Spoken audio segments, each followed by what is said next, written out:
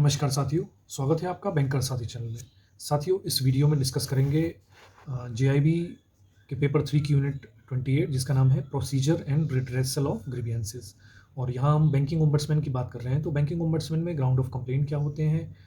Procedure क्या होता है किसी कंप्लेंट को फाइल करने का, और बैंकिंग ओम्बड्समैन की पावर क्या है इन्फॉर्मेशन मंगाने की, साथ ही settlement of complaint by agreement किस तरह से होता है, अवार्ड जो बैंकिंग ओम्बड्समैन के द्वारा दिए जाते हैं, और रिजेक्शन ऑफ कंप्लेन किन ग्राउंड्स पे हो सकता है, साथ ही अपीलेट अथॉरिटी में जो प्रोसीडिंग होंगी वो उसका क्या प्रोसीजर है, और बैंकों को कौन कौन सी नॉलेज जो है वो शेयर करनी है, अपने यहाँ डिस्प्ले में लगानी है जो for the knowledge of common public. तो ये सारी चीज़ें जो हैं वो हम इस वीडियो में डिस्कस करेंगे, सभी पॉइंट को एक एक करके डिस्कस करेंगे। इसके साथ ही जो इस यूनिट में कुछ मल्टीपल चॉइस क्वेश्चंस दिए हुए हैं उनको भी हम इस वीडियो में डिस्कस करेंगे। तो शुरू करते हैं साथियों। सबसे पहले तो ये है कि बैंकिंग ओम्बड्समैन की जब हम बात कर रहे हैं तो इसके बारे में हमने लास्ट वीडियो में भी, लास्ट चैप्टर में भी थोड़ा पढ़ा था। तो यहाँ पर और डिटेल में थोड़ा सा पढ़ेंगे, और इसमें हम देखते हैं कि किन किन ग्राउंड पे कंप्लेन बैंकिंग ओम्बड्समैन में की जा सकती है। तो ग्राउंड ऑफ कंप्लेन क्या होते हैं, इनमें से जो नीचे जो पॉइंट्स दिए हुए हैं इनमें से किसी भी पॉइंट पे अगर डिफिशिएंसी होगी तो बैंकिंग ओम्बड्समैन में कंप्लेन हो सकती है। तो basically non payment, inordinate delay in payment और collection of cheque, draft, bill, जो भी इस तरह की कोई अगर होगी, मान लीजिए किसी चेक, ड्राफ्ट, बिल वगैरह है, उसका नॉन पेमेंट होता है, अगर सब कुछ सही है बट बैंक की तरफ से उसका पेमेंट नहीं किया जाता है, ठीक है, या फिर इनऑर्डिनेट डिले होता है, जितना होना चाहिए उससे ज़्यादा टाइम अगर लगता है तो भी उन केसेस में कंप्लेन हो सकती है। Non acceptance without sufficient cause of small denomination note और कॉइन, अगर छोटे जो डिनोमिनेशन के नोट हैं या कॉइन हैं उनको लेने से कोई ब्रांच या कोई बैंक मना करता है तो ये भी एक कंप्लेन का रीज़न हो सकता है। या फिर इनवर्ड रिमिटेंस कोई आती है तो उसमें डिले हो रहा है, या फिर उसका नॉन पेमेंट हो रहा है तो वो बैंकिंग ओम्बड्समैन के पास जा सकता है। Failure to issue or delay in issue of cheque, pay order, banker cheque, draft वगैरह इशू नहीं किया जाता है, पे ऑर्डर या बैंकर चेक टाइमली इशू नहीं किए जाते हैं, तो ये भी एक रीज़न हो सकता है कंप्लेन का। साथ ही जो गारंटी या लेटर ऑफ क्रेडिट कमिटमेंट हैं जो हैं बैंक के, अगर उनमें उनको फुलफ़िल करने में फेलियर होता है तो वहाँ भी कंप्लेन हो सकती है। फेलियर टू प्रोवाइड और delay in providing banking facility other than loan and advances, तो लोन और एडवांसेस के अलावा जो बाकी जो बैंकिंग फैसिलिटी हैं, जो नॉर्मल बैंकिंग फैसिलिटीज़ हैं जो किसी पर्सन को मिलनी चाहिए, वहाँ पर अगर फेलियर होता है बैंक के पार्ट पर तो उस केस में भी कंप्लेन हो सकती है। या फिर कोई ऐसा प्रॉमिस किया गया है रिटन में बैंक के द्वारा, या इसके जो डायरेक्ट सेलिंग एजेंट हैं जो बैंक के बिहाफ पे काम कर रहे हैं उनके द्वारा कोई प्रॉमिस किया गया है और उस प्रॉमिस को बाद में फुलफिल नहीं किया जाता है, तो उन केसेस में ये एक ग्राउंड ऑफ कंप्लेन बन जाता है। डिले या non credit of proceed of parties, account non payment, non deposit, non observance of RBI directive, payment होनी है जहाँ पर किसी अकाउंट से वो नहीं होती है, या फिर डिपॉजिट जो आने हैं वो डिपॉजिट नहीं लेते हैं, या फिर आरबीआई के जो डायरेक्शंस हैं इस रिगार्डिंग, रेट ऑफ इंटरेस्ट के रिगार्डिंग या डिपॉजिट या सेविंग पे, करंट पे, इन सभी के रिगार्डिंग जो आरबीआई के डायरेक्टिव्स हैं उनको अगर बैंक फॉलो नहीं किया जाता है, नहीं करता है। या फिर जो नॉन इंडियन रेजिडेंट हैं, ठीक है, उनके अकाउंट अगर इंडिया में है तो उनकी जो रेमिटेंसेज वगैरह आती हैं अब्रॉड से, डिपॉजिट होते हैं, तो इन सब मैटर पे भी कंप्लेन हो सकती हैं बैंकिंग ओम्बड्समैन पे। Refusal to open deposit account, अगर आप किसी का कोई बैंकर हैं जो डिपॉजिट अकाउंट अगर कोई पर्सन खुलवाने आता है, उसका डिपॉजिट अकाउंट नहीं खोलते हैं without any valid reason for refusal, आपके पास कोई वैलिड रीज़न नहीं है कि जिससे कि आप मना कर सको उसको, और उसके बाद भी आप नहीं खोलते हैं किसी का सेविंग अकाउंट, तो वो भी एक जो ग्राउंड बन जाता है किसका, कंप्लेन का। Levying of charges without adequate prior notice to the customer, कुछ इस तरह के चार्जेस लेवाई की जाते हैं और प्रायर नोटिस कस्टमर को नहीं दिया जाता है। Non adherence by the bank or its subsidiary to instruction of RBI on ATM, debit card operation or credit card operation, RBI के जो इंस्ट्रक्शन हैं एटीएम के रिगार्डिंग, यानी कि डेबिट कार्ड ऑपरेशंस के रिगार्डिंग या क्रेडिट कार्ड ऑपरेशन के regarding, उनको वायलेट किया जाता है, उनको फॉलो नहीं किया जाता है। Non disbursement of delay in disbursement of pension, या पेंशन की डिसबर्समेंट में डिले होती है तो but not to the extent the grievance can be attributed to the action on the part of bank concern but not with regard to its employ, तो इन सब में अगर डिले होता है या फिर कोई बैंक के पार्ट पे फर्दर जो है एक्शन जो है वो एट्रीब्यूट किए जा सकते हैं, तो उन केसेस में क्या है, ये कंप्लेन जो है जा सकती है बैंकिंग ओम्बड्समैन के पास। Refusal to accept or delay in accepting payment towards taxes as required by RBI government, यानी कि कोई भी पेमेंट है जो टैक्सेस की तरफ जाना है, टैक्सेस जिससे पे होने हैं, या फिर कोई ऐसी पेमेंट है जो आरबीआई या गवर्नमेंट के द्वारा रिक्वायर्ड है उनको एक्सेप्ट करने में या डिले करने में, रिफ्यूज़ल टू एक्सेप्ट या फिर delay in accepting, in cases में ये ग्राउंड ऑफ कंप्लेंट बन जाता है। Refusal to issue or delay in issue और फेलियर टू सर्विस और डिले इन सर्विसिंग और redemption of government securities. Government securities के केस में अगर डिले होता है इशूइंग में या फेलियर टू सर्विस, ये सारी केसेस होते हैं तो वहाँ भी ग्राउंड ऑफ कंप्लेंट बन जाता है। Forced closure of account without due notice or without sufficient reason, बिना प्रॉपर रीजनिंग के या बिना प्रॉपर नोटिस दिए किसी का अकाउंट आप डिपॉजिट अकाउंट क्लोज कर देते हैं तो वो भी गलत है, उसमें भी शिकायत हो सकती है। Non adherence to the fair practice code as adopted by bank,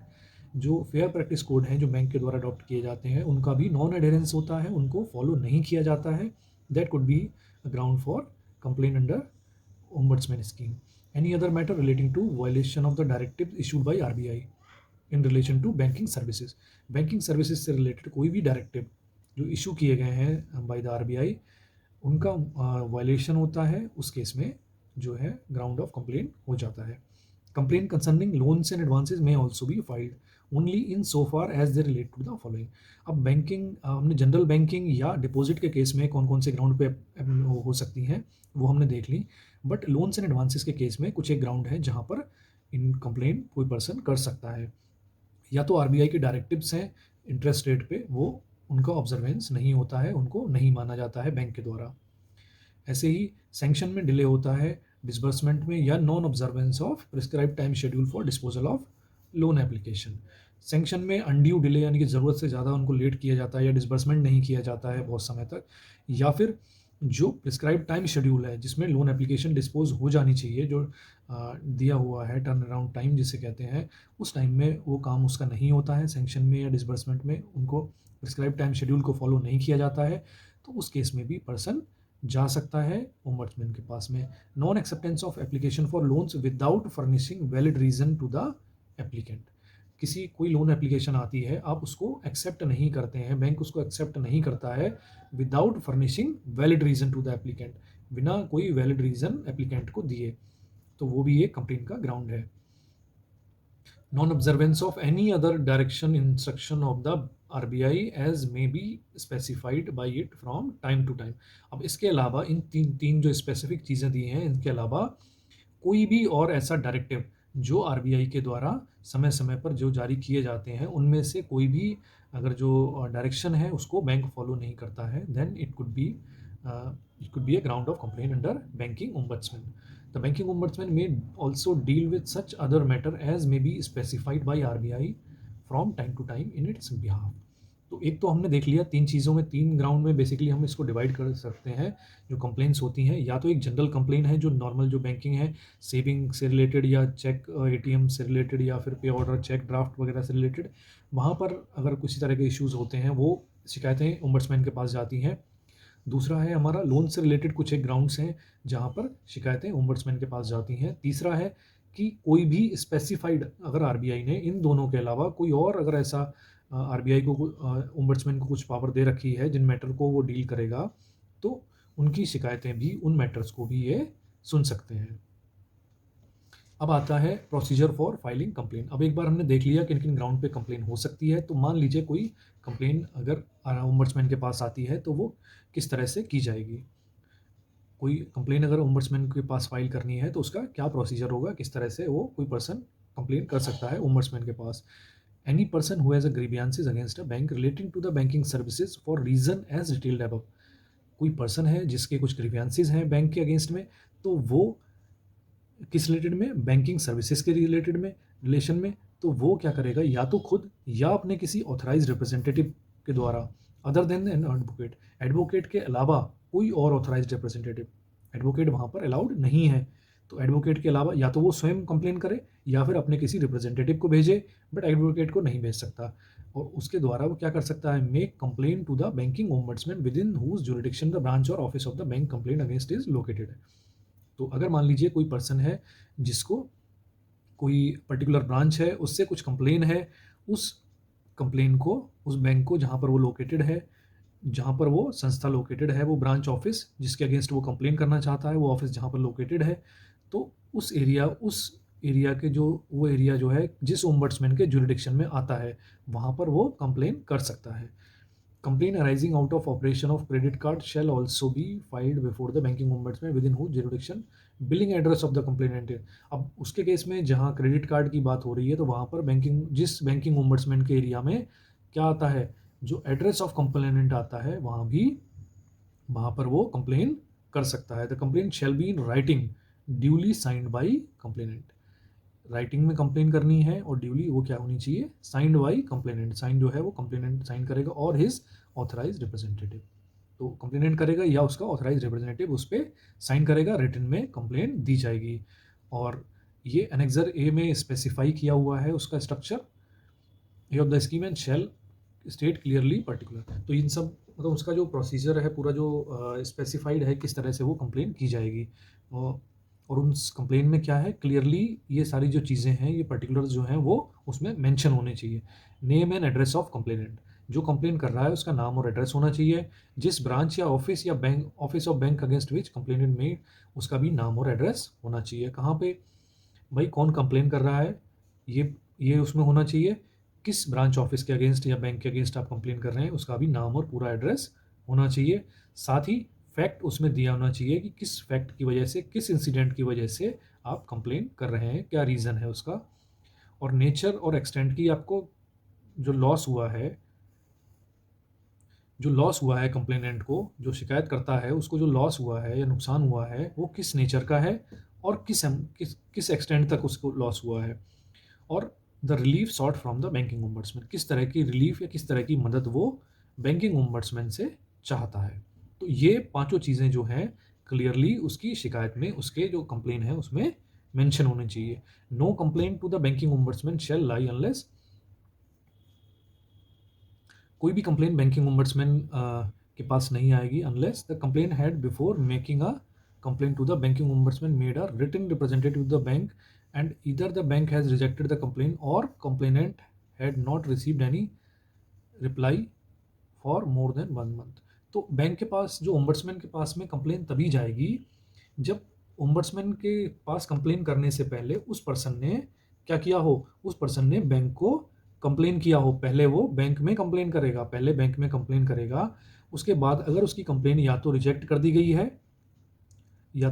दी गई है या फिर उसको किसी तरह का रिप्लाई रिसीव नहीं हुआ है with in a period of 1 month, तो 1 महीने तक वेट करने के बाद में या तो उसकी कंप्लेन रिजेक्ट कर दी, उसने कंप्लेन की थी बैंक में, कंप्लेन उसकी रिजेक्ट कर दी गई, या फिर उसका कोई जवाब नहीं आया है, 1 महीने तक उसका जवाब नहीं आया, उसके बाद में 1 महीने इंतजार करने के बाद में वो पर्सन क्या कर सकता है, वो कंप्लेन अपनी कर सकता है बैंकिंग ओम्बड्समैन को।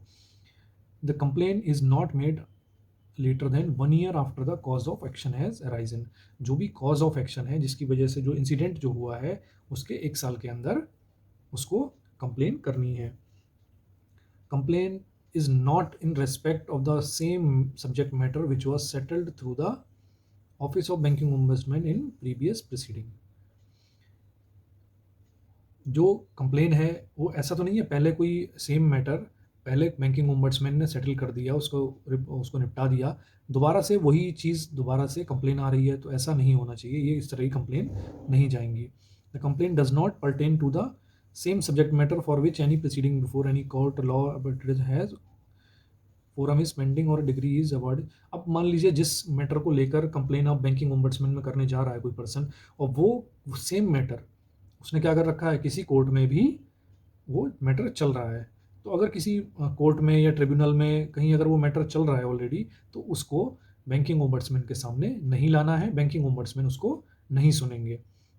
ऐसे ही किसी कंप्लेन को पहले ही सेम सब्जेक्ट मैटर को बैंकिंग ओम्बड्समैन पहले सुन चुके हैं, तो दोबारा से उस पर अपना अवार्ड दे चुके हैं, अपना डिसीजन दे चुके हैं, तो दोबारा से सेम कंप्लेन उनके पास नहीं जानी चाहिए।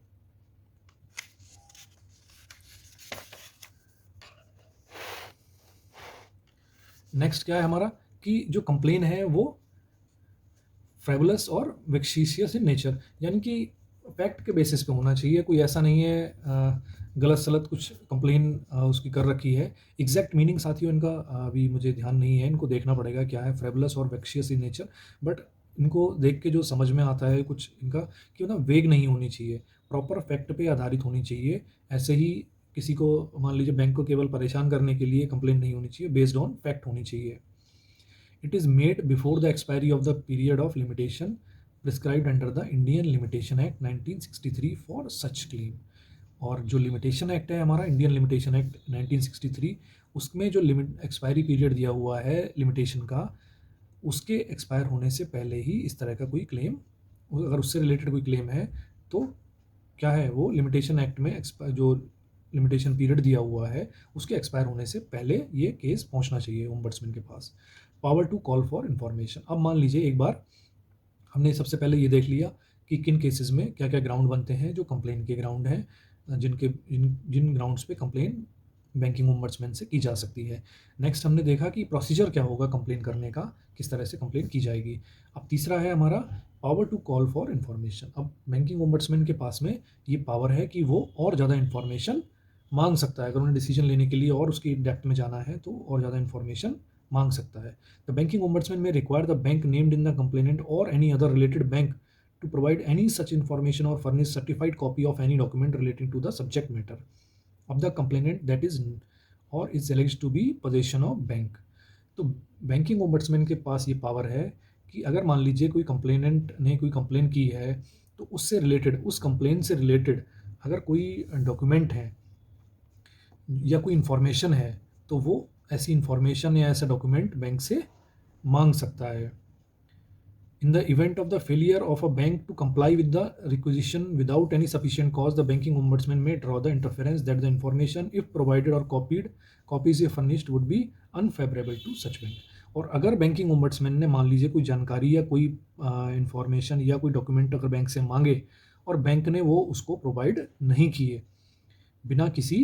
सफिशिएंट कॉज के, तो बैंकिंग ओम्बड्समैन क्या है, ये इन्फरेंस निकाल सकता है, ये मतलब या ये उसका ड्रॉ कर सकता है, उसका रेफरेंस या उनका मतलब ये निकाल सकते हैं कि अगर वो इन्फॉर्मेशन बाहर आ जाती या वो इन्फॉर्मेशन बैंक प्रोवाइड करता या कॉपीज़ प्रोवाइड करता तो वो बैंक के लिए क्या होती, अनफेवरेबल होती। The banking ombudsman shall not disclose any information or document to any person except with the consent of the person furnishing such information or document। तो बैंकिंग ओम्बड्समैन क्या करेंगे, कोई भी इंफॉर्मेशन या डॉक्यूमेंट किसी को डिस्क्लोज नहीं करेंगे एक्सेप्ट जो पर्सन उनको वो इंफॉर्मेशन दे रहा है। However, the banking ombudsman may disclose information or document furnished by a party in complaint to the opposite side of the complainant। अब किसी ने, हालांकि नॉर्मल केसेस में वो कंप्लेन इसको किसी और पर्सन को डिस्क्लोज नहीं करेंगे इन्फॉर्मेशन, लेकिन कई केसेस में बैंकिंग ओम्बड्समैन जो है वो अपोजिट पार्टी को, जो दूसरी पार्टी केस लड़ रही है, उसको वो इन्फॉर्मेशन डिस्क्लोज कर सकते हैं to the extent considered by him to be reasonably required to comply with the principle of natural justice and fair play of in the proceeding. अगर उनको लगता है कि जितनी इन्फॉर्मेशन, जिस एक्सटेंट तक इन्फॉर्मेशन देना जरूरी है कि ताकि जो प्रिंसिपल ऑफ नेचुरल जस्टिस है और फेयर प्ले जो है प्रोसीडिंग में वो कंप्लाई हो, वो उसका सिद्धांत जो है वो लागू हो, तो उतनी इन्फॉर्मेशन डिस्क्लोज कर सकते हैं। नेक्स्ट है हमारा settlement of complain by agreement. अब एक बार इन्फॉर्मेशन भी मांग ली, कंप्लेन पहुंच गई, तो उसका सेटलमेंट कैसे करते हैं ओम्बड्समैन। तो पहला जो तरीका है सेटलमेंट करने का वो है settlement of the complain by agreement. सबसे पहले बैंकिंग ओम्बड्समैन चाहते हैं कि क्या हो, दोनों जो पार्टी हैं उनमें एग्रीमेंट हो जाए और वो सेटलमेंट हो जाए। The banking ombudsman has to serve a notice of the receipt of complaint along with the copy of the complaint to the branch or the office of the bank named in the complaint. सबसे पहले जैसे ही bank ombudsman के पास शिकायत पहुंचेगी तो वो क्या करेंगे, एक नोटिस निकालेंगे। नोटिस किसको निकालेंगे, उस बैंक को, उस ब्रांच को जिसके अगेंस्ट में शिकायत आई है, और शिकायत किस रिलेशन में है, क्या उसका मैटर है, वो पूरा उनको देंगे। He has to attempt for settlement of complaint by an agreement. तो और उनको क्या है, कोशिश ये करनी है ताकि एक एग्रीमेंट के थ्रू दोनों में, कंप्लेनेंट और बैंक में क्या हो जाए, कंसाइलेशन और मीडिएशन के थ्रू उनमें एग्रीमेंट हो जाए, वो आपस में किसी कॉमन चीज़ पे एग्री कर जाएं और मैटर जो है वो सुलझ जाए। For purpose of promoting a settlement of the complain the banking ombudsman may follow such procedure as he may consider appropriate and he may also may not be bound by any legal rule of the evidence. और इसीलिए क्या है, वो banking ombudsman ऐसे कोई भी procedure को follow कर सकते हैं जो उन्हें लगता है कि अप्रोप्रिएट है और किसी भी लीगल रूल या एविडेंस से वो बाउंड नहीं होंगे। The proceeding before the banking ombudsman shall be summary in nature. तो बैंकिंग ओम्बड्समैन के सामने जो भी प्रोसीडिंग्स होंगी वो समरी की तरह ही उनमें काम होगा। Award by banking ombudsman. तो बैंकिंग ओम्बड्समैन अवार्ड का मतलब जो डिसीजन जो देंगे वो क्या होगा, अगर एग्रीमेंट के थ्रू सेटलमेंट नहीं होता है, मान लीजिए दोनों पार्टी एग्री नहीं करती हैं किसी कॉमन ग्राउंड पे, तो वहाँ पर फिर क्या है, फिर वो बैंकिंग ओम्बड्समैन जो है कोई अवार्ड देंगे। If complaint is not settled by agreement within a period of 1 month from date of receipt of the complaint, 1 महीने के अंदर सेटलमेंट उसका नहीं हो पाता है एग्रीमेंट के थ्रू, तो फिर बैंकिंग ओम्बड्समैन, देखिए इसमें या तो 1 महीना है या फिर और such period as banking ombudsman may consider necessary, या फिर 1 महीना या फिर उतना पीरियड जो बैंकिंग ओम्बड्समैन को लगे कि सफिशिएंट है, इतने समय में तो इनका सेटलमेंट हो ही जाना चाहिए, और नहीं हुआ है तो अब आगे उसके चांसेस बहुत कम है। तो अगर ऐसा होता है तो बैंकिंग ओम्बड्समैन क्या है, may pass an award after affording the parties a reasonable opportunity to present their case. दोनों ही पार्टीज को क्या करेंगे, वो रीजनेबल टाइम देंगे अपना केस प्रेजेंट करने के लिए और उसके बाद में अपना अवार्ड पास कर देंगे। He may be guided by the evidence placed before him by the parties, और जो भी एविडेंसेस पार्टीज ने दिए हैं उनसे वो गाइड होकर अपना अवार्ड पास कर देंगे। और जो भी बैंकिंग लॉ एंड प्रैक्टिसेस हैं, डायरेक्शंस हैं, इंस्ट्रक्शन गाइडलाइन जो हैं आरबीआई के द्वारा टाइम टू टाइम जो दी जाती हैं, उन सभी से वो गाइड होंगे और उसके हिसाब से, और जो and such other factor which in his opinion are necessary for interest of justice, और जो भी जस्टिस के हिसाब से जरूरी होगा उन सभी चीज़ों को कंसिडर करके अपना अवार्ड पास करेंगे। Award passed under the sub clause above shall state the directions if any to the bank or the specific performance of its obligation in addition to the amount to the paid to the bank to the complainant by the way of compensation for loss suffered। अब award जो पास किया जाएगा ombudsman के द्वारा उसमें 2-3 चीज़ें होंगी। पहला तो ये है कि बैंक को अगर कोई परफॉर्मेंस, कोई काम करके देना है, कोई स्पेसिफिक परफॉर्मेंस के लिए उनको डायरेक्शन दिया गया है बैंकों को,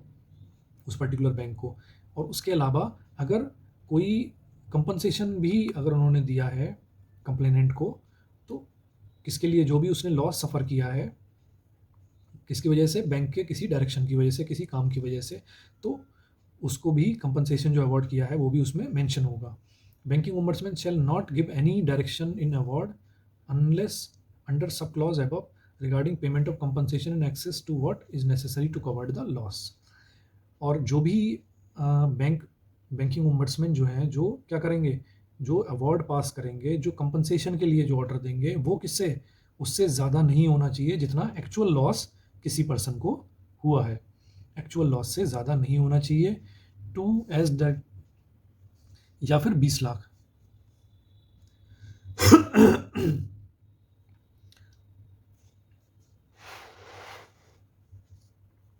या तो एक्चुअल लॉस या फिर 20 लाख, इन दोनों में से जो भी कम होगा उतने अमाउंट तक का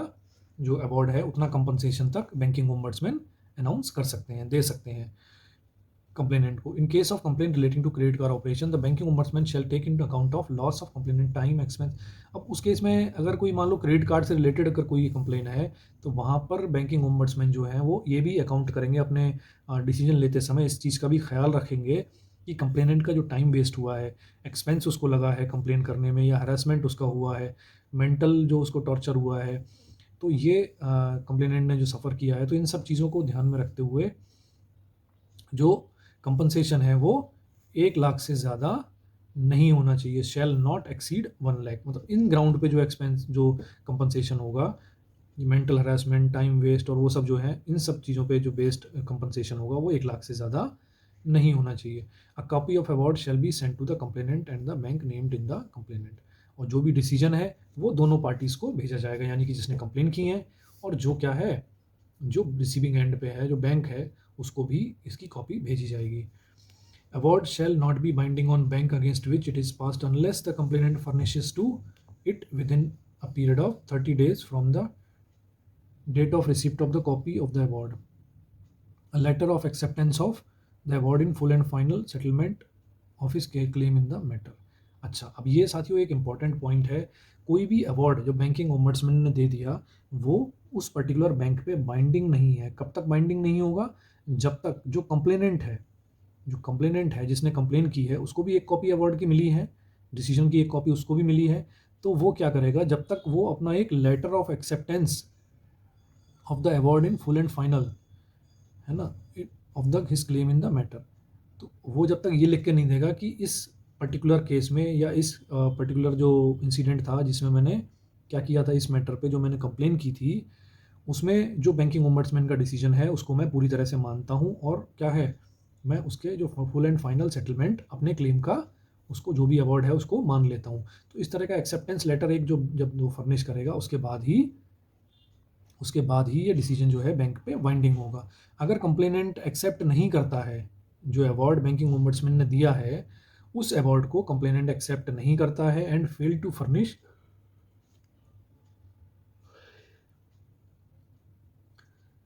his letter of acceptance within such time without making any request for extension of time to comply with such requirement, the award shall lapse and there will be no effect। अब कोई जिस बंदे ने complain की थी और award जब उसको वहाँ से बैंकिंग ओम्बड्समैन की तरफ से जारी कर दिया गया, डिसीजन दे दिया गया उसके केस में, लेकिन उसने क्या किया, उस कंप्लेनेंट ने क्या किया, जो उस अवार्ड को एक्सेप्ट नहीं किया, उसका एक्सेप्टेंस लेटर जो है विद इन टाइम फ्रेम जो उसको मिलता है उसमें अगर दिया नहीं, जारी नहीं किया, तो ये माना जाएगा, और वो टाइम एक बार लैप्स हो गया तो ये माना जाएगा कि उस पर्सन ने क्या किया, उस पर्सन ने उस अवार्ड को एक्सेप्ट नहीं किया है, और ये जो अवार्ड है वो लैप्स हो जाएगा, उसका किसी तरह का कोई भी इफेक्ट नहीं होगा। बैंक क्या करेगा, विद इन 1 मंथ, अगर जब उसको रिसीव हो जाएगा ये अवार्ड, तो क्या करेगा, बैंक भी उसको एक्सेप्टेंस देगा in writing. The bank shall, unless it preferred an appeal within 1 month of the date of the receipt by it, the acceptance in writing of the award by the complainant, comply with the award and intimate the compliance to the banking ombudsman। Important point है, एक बार जब award दे दिया गया banking ombudsman के द्वारा, उसके बाद में वो पहुंचा कंप्लेनेंट के पास में, एक कॉपी आई बैंक के पास में, कंप्लेनेंट ने उस अवार्ड को एक्सेप्ट कर लिया और अपना एक्सेप्टेंस लेटर राइटिंग में भेज दिया। तो उसके बाद में बैंक की ड्यूटी ये बनती है, या तो बैंक अपील में जाए, या तो बैंक अपीलेट अथॉरिटी के पास अपील करे अगर उसको वो ऑर्डर समझ नहीं आया, पसंद नहीं आया, उनके अकॉर्डिंग वो ठीक नहीं है, या फिर उस ऑर्डर को जो भी उसमें चीज़ें दी हुई हैं उनको कंप्लाई करे और इंटीमेट करे compliance to the banking ombudsman, उसमें जो चीज़ें दी हैं उनको पूरा करके बैंकिंग ओम्बड्समैन को इंफॉर्मेशन दे। तो ये इसका पूरा प्रोसीजर होता है अवार्ड बैंकिंग ओम्बड्समैन का। अब बात आती है कि अगर कोई कंप्लेन ऐसी है जो क्या होती है, जो रिजेक्ट होने की बात आती है, किन ग्राउंड पे कंप्लेन जो है वो रिजेक्ट हो सकती है। The banking ombudsman may reject the complainant eight any stage, अगर उनको लगता है कि कंप्लेन जो कोई भी स्टेज पे कंप्लेन को रिजेक्ट कर सकते हैं अगर इनमें से कोई भी चीज़ पाई जाती है कि कंप्लेन जो है, जो भी क्लॉज 8 में जो चीज़ें दी हुई हैं उसके अलावा किसी मैटर पे कंप्लेन की गई है, या फिर वो सब क्लॉज 3 और क्लॉज 9 के स्कीम जो है उसके अंडर में नहीं है, विदाउट एनी सफिशिएंट कॉज, बिना किसी सफिशिएंट कॉज के है, या फिर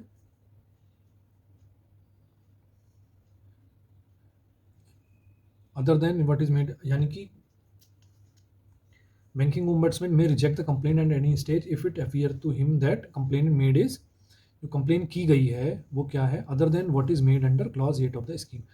क्लॉज 8 स्कीम का जो है उसमें जो चीज़ें दी गई हैं उसके अकॉर्डेंस में नहीं, उसके अंदर नहीं आती है, या फिर accordance with the sub clause 3 of 9 उसमें नहीं है, या फिर बिना किसी सफिशिएंट कॉज के भी कंप्लेन की गई है, या फिर it is not pursued by the complainant with reasonable diligence के साथ में काम नहीं किया गया है उस केस में कंप्लेनेंट के द्वारा, है ना, या फिर रिक्वायरिंग कंसिडरेशन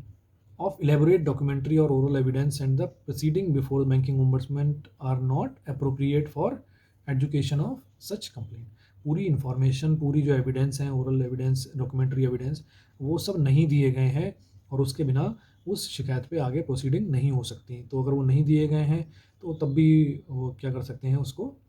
रिजेक्ट कर सकते हैं कंप्लेन को। प्राइमा फेसी पहली नज़र में ये लगता है कि किसी तरह का लॉस या डैमेज या इनकन्वीनियंस जो है वो कंप्लेनेंट जो है, जिसने शिकायतकर्ता जो है, उसको नहीं हुआ है। या फिर ये जो कंप्लेन है वो किस में है, ज्यूरिडिक्शन में बैंकिंग ओम्बड्समैन के नहीं आती है। उस स्कीम के अंडर जो बैंकिंग ओम्बड्समैन की जो पावर है, ज्यूरिडिक्शन है, उसके अंदर ये इस टाइप की कंप्लेन नहीं आती हैं। तो इन सभी ग्राउंड पे ये कंप्लेन रिजेक्ट हो सकती हैं।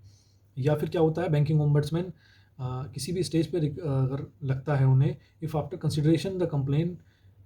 and evidence produced before him, the banking ombudsman is of opinion that complicated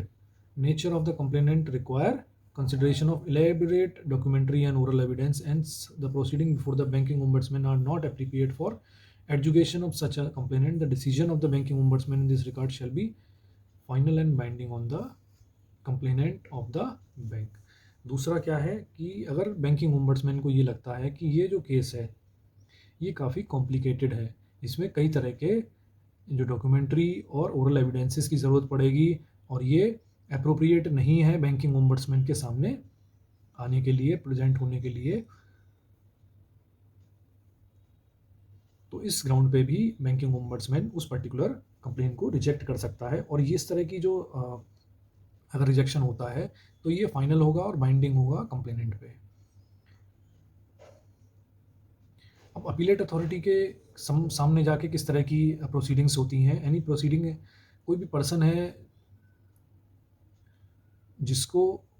कोई कंप्लेनेंट है जिसने कंप्लेन की थी मैं किसी बैंक के अगेंस्ट में, अब डिसीजन या अवार्ड बैंकिंग ओम्बड्समैन के द्वारा दे दिया गया है, लेकिन दोनों में से कोई भी पार्टी, या तो कंप्लेनेंट या बैंक, अगर उस अवार्ड से खुश नहीं है, उसको वो गलत मानते हैं, तो वो क्या कर सकते हैं, अपीलेट अथॉरिटी के सामने 30 दिन के अंदर, जब भी उन्हें अवार्ड रिसीप्ट हो जाएगा उस 30 दिन के अंदर वो कंप्लेन, अपनी जो अपील जो है वो कर सकते हैं। अपीलेट अथॉरिटी एम्पावर्ड है to allow a further period not extending 30 days. तो अपीलेट अथॉरिटी के पास ये पावर है कि वो 30 दिन का और टाइम दे सकते हैं। वैसे तो 30 दिन के अंदर अपील करनी है नॉर्मल सभी केसेस में, लेकिन जो अपीलेट अथॉरिटी है उसको ये पावर दी गई है कि 30 दिन के बाद भी अगर कोई कंप्लेन आती है तो वो चाहें तो सुन सकते हैं, उस कंप्लेन को कंसीडर कर सकते हैं, लेकिन कब तक, केवल 30 दिन और 60 दिन, टोटल 60 दिन या 30 दिन एडिशनल, जो 30 दिन तो नॉर्मल केसेस में है और 30 दिन जो अपीलेट अथॉरिटी है उनको जुरिडिक्शन पे छोड़ा गया है, उनके ऊपर छोड़ा गया है, वो एम्पावर्ड हैं कि वो चाहें तो और एक्स्ट्रा टाइम दे सकते हैं 30 दिन का, अगर वो सेटिस्फाइड हैं इस चीज़ से कि जो कंप्लेनेंट है, जो अपीलिंग जो पर्सन है जो अपील कर रहा है, उसके पास उतना सफिशिएंट टाइम उसको नहीं मिला अपनी अपील वहाँ तक पहुँचाने में। In case the appeal is by the bank, the filing of appeal should have been with the previous sanction of the chairman। अगर जो बैंक के द्वारा अपील की जा रही है तो वहाँ पर क्या होना चाहिए, जो चेयरमैन का प्रीवियस सैंक्शन उसमें होना चाहिए, और इन हिज एब्सेंस, अगर उनकी एब्सेंस में कौन करेगा, एमडी और एग्जीक्यूटिव, ईडी और चीफ एग्जीक्यूटिव ऑफिसर, उनमें से जो भी उस रैंक के होंगे, इक्वल रैंक के होंगे, वो करेंगे। Appellate authority after giving the parties a reasonable notice of being heard may pass the following order. Appellate authority जो है वो क्या करेगी, रीजनेबल टाइम देगी, अपॉर्चुनिटी देगी दोनों ही पार्टियों को सुनने का, और सुनने के बाद में किसी इनमें से जो नीचे ऑप्शन दिए हैं इनमें से किसी तरह का अवार्ड जो है, डिसीजन जो है, ऑर्डर जो है वो पास करेगी। या तो डिसमिस कर देगी अपील को, या फिर क्या करेंगे, अलाउ कर देंगे अपील को, और जो बैंकिंग ओम्बड्समैन ने जो अवार्ड दिया था उसको क्या कर देंगे, सेट असाइड द अवार्ड, उसको खारिज कर देंगे। या फिर क्या करेंगे, remand the matter to the banking ombudsman for fresh disposal in accordance with such direction as appellate authority may consider necessary और प्रॉपर। या फिर क्या है, उस मैटर को वापस से बैंकिंग ओम्बड्समैन के पास भेज देंगे और उनसे कहेंगे कि इसको आप दोबारा से सुनो, दोबारा से इस पर विचार करें, दोबारा से इस पर डिसीजन लें, और कुछ उसके साथ में कुछ अपने डायरेक्शन भी दे सकते हैं कि इन सब चीज़ों का ध्यान रखते हुए इन्हें दोबारा से सुने, ये डायरेक्शन है, इनको चीज़ों का ध्यान रखते हुए इस मैटर को आप दोबारा से सुने। या फिर मॉडिफाई कर सकते हैं अवार्ड को और पास कर सकते हैं डायरेक्टिव कोई ऐसे जो भी उन्हें ठीक लगे। Pass any other order as it may deemed fit, या फिर उस अवार्ड के अलावा कोई दूसरा ऑर्डर जो है वो पास कर सकते हैं जिसे वो क्या समझें, जिसे वो ठीक समझें, फिट समझें। Bank to display salient feature of the scheme for common knowledge of the public. अब जो ओम्बड्समैन स्कीम है इसमें क्या है, ये भी सभी बैंकों को एडवाइस किया गया है कि वो एक डिस्प्ले लगा के रखेंगे जिसमें इसके जो कॉमन नॉलेज के लिए, किसके लिए, पब्लिक की कॉमन नॉलेज के लिए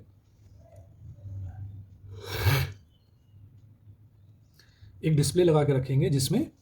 पूरी इंफॉर्मेशन होगी स्कीम के बारे में। The bank covered by the scheme shall ensure that the purpose of the scheme and name and the address of the banking ombudsman to whom the complaint are to be made are by the aggrieved party are displayed in the branches office premises। तो जितने भी branch या office promises हैं वहाँ पर क्या होना चाहिए, वहाँ पर डिस्प्ले एक लगा होना चाहिए। जो भी बैंकिंग ओम्बड्समैन की जुरिडिक्शन में आते हैं उन सभी ऑफिस में एक डिस्प्ले होना चाहिए जहाँ पर स्कीम के बारे में इंफॉर्मेशन होनी चाहिए। जो एड्रेसेस हैं वो वहाँ उनकी वो लिखे होने चाहिए।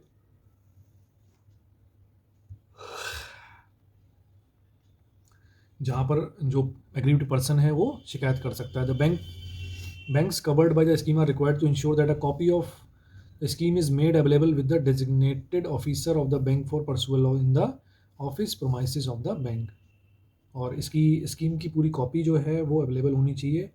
बैंक किसी डेजिग्नेटेड ऑफिसर के पास में, जिसको इस बात के लिए डेजिग्नेट किया गया है, नॉमिनेट किया गया है। There should be a notice displaying at each office of the bank about the availability of the copy of the scheme with such a designated officer. और नोटिस बोर्ड पे ये लिखा होना चाहिए कि इस पर्टिकुलर स्कीम यानी कि ओम्बड्समैन स्कीम की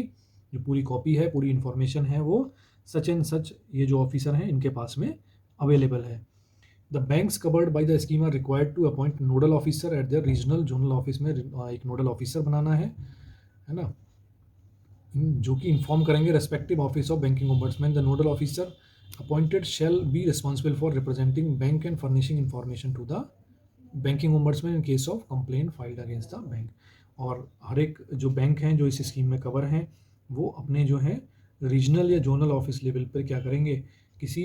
नोडल ऑफिसर को अपॉइंट करेंगे जो रिस्पॉन्सिबल होंगे किस चीज़ में, अपने बैंक का पक्ष रखेंगे, अपने बैंक के थ्रू कि जो अगर कोई इन्फॉर्मेशन मांगी जाती है ओम्बड्समैन के द्वारा तो वो बैंक के तरफ से वो इन्फॉर्मेशन फर्निश करेंगे in respect to the complaint filed against the bank. कोई भी जो कंप्लेंट बैंक के अगेंस्ट फाइल हुई है उसके अगेंस्ट में। तो ये साथियों पूरी जो इन्फॉर्मेशन थी, पूरी जानकारी थी जो हमारे इस यूनिट में दी हुई है बैंकिंग ओम्बड्समैन के बारे में। अब ये इसके साथ ही ये चैप्टर हमारा फिनिश हो जाता है। अब इसमें साथियों देखते हैं हमारे जो कुछ एक क्वेश्चंस दिए हुए हैं उनको देख लेते हैं, थोड़ी सी नॉलेज हमारी रिफ्रेश हो जाएगी इसमें। जैसे कि एक ट्रू एंड फॉल्स दिए हुए हैं। Bank can refuse acceptance of small denomination note from customer and therefore on this ground there can not be a complaint to the banking ombudsman. अब कोई अगर बैंक स्मॉल डिनोमिनेशन नोट नहीं लेता है तो इस बेसिस पे क्या कंप्लेंट बैंक की हो सकती है? ऑब्वियसली हो सकती है कंप्लेंट। तो ये साथियों क्या है, कंप्लेन हो सकती है, इसका मतलब क्या है, यहाँ पे क्या लिखा है, कैन नॉट बी कंप्लेन, तो ये फॉल्स हो जाएगा, यानी कि इसकी कंप्लेन की जा सकती है। On valid ground bank can refuse opening a new account but on this ground complaint before the banking ombudsman is maintainable. तो अगर बैंक के पास वैलिड ग्राउंड है किसी का अकाउंट ना खोलने के लिए तब तो वो ठीक है, वो नहीं खोलते हैं। लेकिन अगर वैलिड ग्राउंड नहीं है और उसके बाद भी अगर वो अकाउंट खोलने से मना कर देते हैं तो वहाँ पर कंप्लेंट हो सकती है। कंप्लेन वहाँ पर बैंकिंग ओम्बड्समैन के सामने की जा सकती है। Can a prospective borrower go before the banking ombudsman for non sanction of his loan by the bank. तो अब इसमें साथियों लोन के केस में कोई प्रोस्पेक्टिव बोरोवर है वो जा सकता है, लेकिन किन कंडीशंस में जा सकता है, उसकी कुछ 2-3 कंडीशंस दी हुई हैं। अगर उसको प्रॉपर रीजनिंग नहीं दी गई है कि उसका किस लिए लोन सैंक्शन नहीं हुआ, प्रॉपर रीज़न नहीं दिया गया है या फिर बहुत ज़्यादा टाइम लगा गया है, तो उन केसेस में प्रोस्पेक्टिव बोरोवर जा सकता है बैंकिंग ओम्बड्समैन के सामने। Banking ombudsman has power to call for any information and certified copy from bank when he is dealing with the complaint. तो जब भी बैंकिंग ओम्बड्समैन किसी कंप्लेंट से डील कर रहा है तो उनके पास इस बात की पूरी पावर है कि वो बैंक से कोई सर्टिफाइड कॉपी या इन्फॉर्मेशन मांग सकते हैं। तो ये बिल्कुल क्या है, सही बात है, ट्रू है। For settlement of complaint by the banking ombudsman is bound by the legal rule of evidence. For settling the complaint, the banking ombudsman is bound by the legal rule of evidence. तो साथियों ऐसा नहीं है, banking ombudsman कोई ऐसा legal rule of evidence से bind नहीं होते हैं। या इसको एक बार हमें क्रॉस चेक करना होगा, इसमें क्या दे रखा है इन्होंने। जी हाँ, तो 5 का साथियों फॉल्स है, वो किसी तरह के लीगल रूल से बाइंड नहीं होते हैं, तो इसका हमारा फॉल्स है। What is the maximum amount the banking ombudsman can award as compensation, और बैंकिंग ओम्बड्समैन कितना कंपनसेशन अवॉर्ड कर सकता है, तो ये हमने पढ़ा था कि इसमें कितना है, इनका मैक्सिमम जो है वो 20 लाख है। और क्रेडिट कार्ड के केस में 1 लाख रुपए किसके दिए जा सकते हैं, 1 लाख रुपए दे सकते हैं वो जो मेंटल हरासमेंट या उसका जो हुआ है, जो भी टाइम वेस्ट हुआ या मेंटल लगनी हुई है, उसके अगेंस्ट में 1 लाख रुपए दे सकते हैं।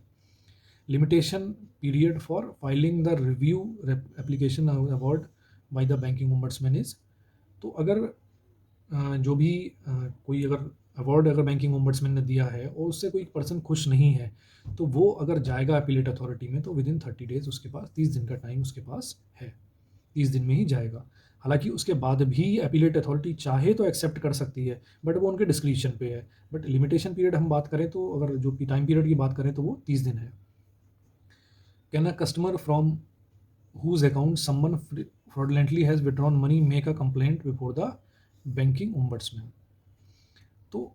जा सकता, अब उसमें ऑप्शन देखते हैं साथियों, कोई अगर पर्सन है जिसके खाते से फ्रॉडुलेंटली किसी ने पैसे निकाल लिए, तो क्या वो पर्सन बैंकिंग ओम्बड्समैन में जा सकता है? No, as the offence committed is of criminal nature, FIR with the police has to be filed, ठीक है। दूसरा ऑप्शन है yes but it is if the police authorities who have filed the FIR permit filing of the complaint with the ombudsman. Third है yes as this aspect comes under the power of the banking ombudsman. Fourth है no as the loss caused by the customer is of civil nature of recovery civil suit is required to be filed. अब इसमें साथियों banking ombudsman के against में वही case जाएंगे जहां पर क्या है, जो किसके अगेंस्ट हैं, जो बैंक के अगेंस्ट हैं, जो बैंक के अगेंस्ट में है वो चीज़ें क्या हैं, वो जाएंगी बैंकिंग ओम्बड्समैन के पास में। तो ये वाला जो केस बनता है ये क्या है, ये फ्रॉड का क्रिमिनल नेचर का बनता है, तो ये पुलिस के पास में एफआईआर इसमें होनी चाहिए। लेकिन एक बार क्रॉस चेक हम करते हैं, बैंक इसने क्या दे रखा है, तो 8 का सी दे रखा है, yes as this aspect comes under the power of banking ombudsman. तो साथियों बुक में जो दे रखा है, बुक के अकॉर्डिंग वो इन्होंने दे रखा है कि ये जा सकते हैं, यानी कि ये एस्पेक्ट जो है बैंकिंग ओम्बड्समैन के अंडर आता है। तो मे बी मुझे जो लगता है वो शायद ये है कि इसमें अगर बैंक का कुछ रोल रहता है, यानी कि बैंक के पार्ट पे कोई अगर डिफिशियंसी रहती है, तब तो डेफिनेटली वो जा सकते हैं, कंप्लेन कर सकते हैं। बाकी इसको और देख सकते हैं आप। नेक्स्ट है हमारा, can reserve bank and central government forward a complaint to the banking ombudsman. तो बिल्कुल कर सकते हैं, reserve bank and government central government are empowered to send complaint received by them to the banking ombudsman. तो ये है। Next है हमारा, can the complaint be filed through an advocate as the authorize agent of the complainant. तो ये हमने पढ़ा था साथियों, या तो वो कंप्लेनेंट खुद अपना जो केस है वो प्रेजेंट करेगा, या फिर कोई ऑथराइज रिप्रेजेंटेटिव भेजेगा अपनी जगह, लेकिन वो ऑथराइज रिप्रेजेंटेटिव जो है वो एडवोकेट नहीं हो सकता, यानी कि एडवोकेट को अलाउ नहीं किया गया है एज ऑथराइज एजेंट। तो पहला ही सही है इसमें। तो इसके साथ ही साथियों ये जो चैप्टर है हमारा ये पूरा होता है, ठीक है। तो मिलते हैं साथियों नेक्स्ट वीडियो में। Thank you.